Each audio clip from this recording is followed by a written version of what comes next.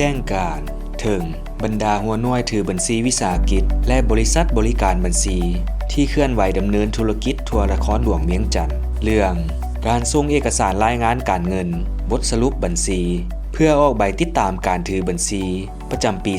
2025 ผ่านระบบอิเล็กทรอนิกส์ทางเว็บไซต์ accservice.la และออกใบยั่งยืนบริษัทที่ปรึกษาบัญชีและบริการบัญชีที่มาเคลื่อนไหวอยู่นครหลวงเวียงจันทร์แผนกการเงินนครหลวงเวียงจันทร์แจ้งมายังบรรดาหัวหน่วยถือบัญชีวิสาหกิจและบริษัทที่ปรึกษาบัญชีและบริการบัญชีที่เคลื่อนไหวธุรกิจในนครหลวงเวียงจันทร์เกี่ยวกับการส่งเอกสารรายงานการเงินบทสรุปบัญชีประจำปี 2025 ผ่านระบบอิเล็กทรอนิกส์ทางเว็บไซต์ accservice.la ที่จะส่งในปี 2026 ทราบว่า 1.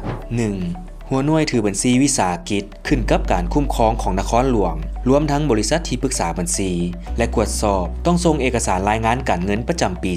2025 บ่ให้กายวันที่ 31 มีนา 2026 2. สำหรับบริษัทที่ปรึกษาบัญชี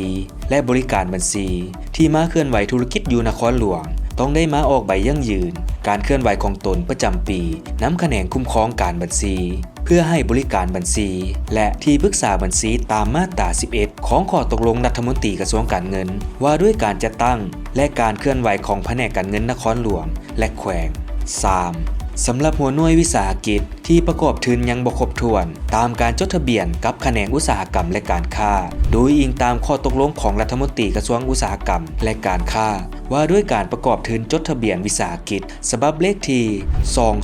2025 อค ลงวันที่ 9 กันยายน 2025 ก่อนจะเฮ็ดบทบันทึกการจัดตั้งปฏิบัติเวียกงานบัญชีและออกใบติดตามการถือบัญชีประจำปี 2025 ต้องประกอบเอกสารยั่งยืนการประกอบทุนจากแขนงการที่เกี่ยวข้องอัพเข้าระบบอิเล็กทรอนิกส์ทางเว็บไซต์ accservice.la ดังนี้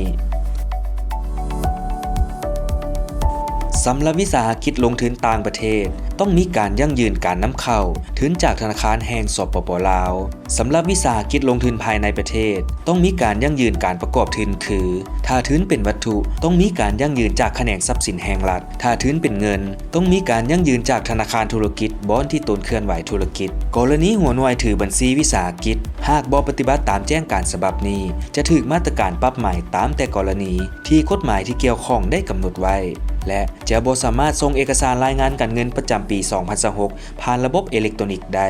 ในปีต่อไปปี 2027 หัวหน่วยถือบัญชีวิสาหกิจที่บ่ส่งเอกสารรายงานการเงินบทสรุปบัญชีและบ่เฮ็ดบทบันทึกออกใบติดตามการถือบัญชีประจำปี